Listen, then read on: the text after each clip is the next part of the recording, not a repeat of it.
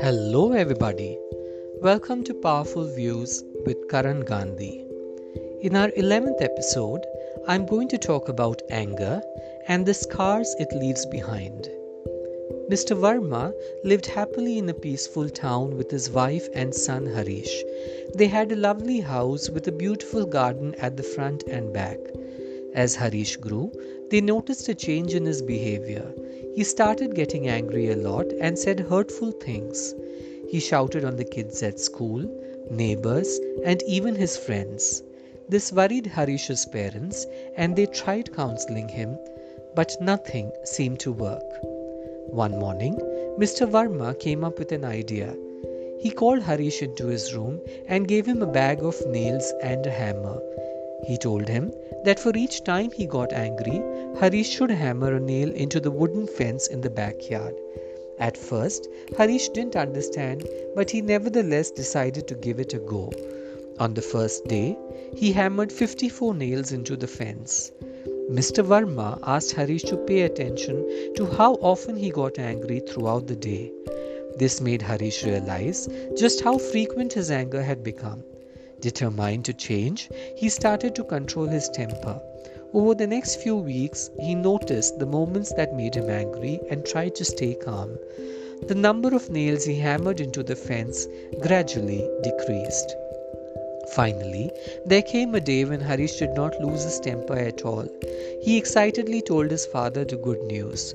Mr. Verma suggested that for each day Harish kept his temper under control, he should remove a nail from the fence. Days passed, and Harish thankfully kept his temper in check.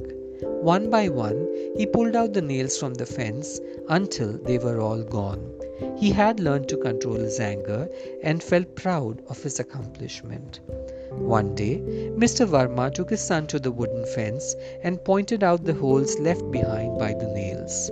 He explained, just like the holes in the fence, the words spoken by us in anger left scars on people's hearts.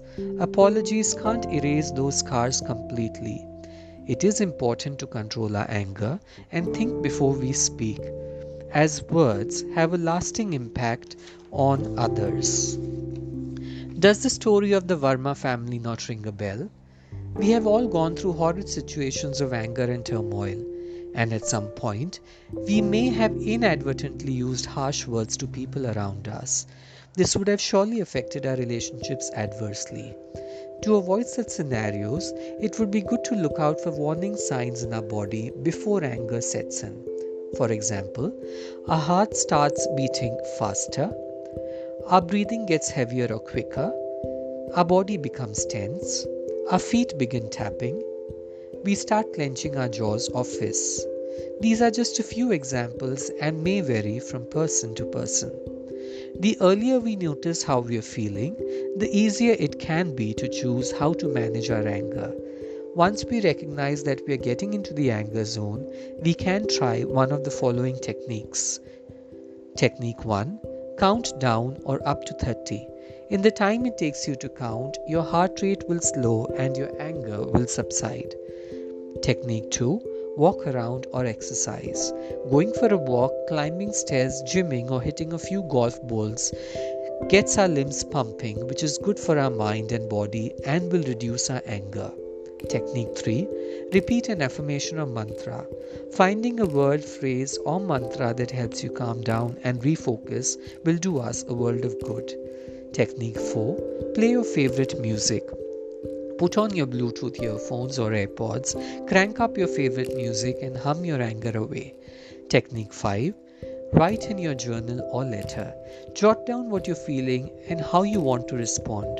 Processing it through the written word can help you calm down and reassess the events leading up to your feelings.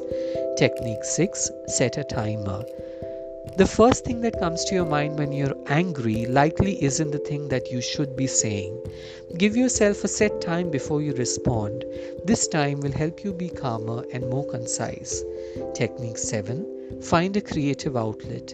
Consider painting, gardening, singing, or writing poetry when you're upset. Emotions are powerful muses for creative individuals. Use yours to reduce anger. Now let's summarize the 7 techniques to deal with anger.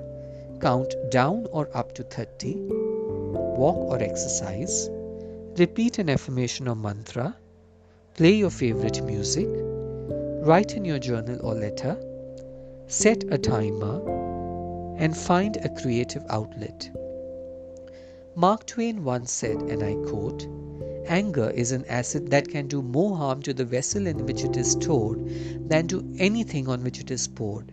Hence, anger does more harm to the person who gets angry and not the other way round." This story of Harish reminds us to be mindful of our words and how they can affect those around us. Let's strive to choose kindness over anger and mend any fences we may have damaged. I hope you enjoyed this episode of Powerful Views. If you like this content, please subscribe to my channel. This is your host Karan Gandhi signing off for the day. Keep safe and stay happy.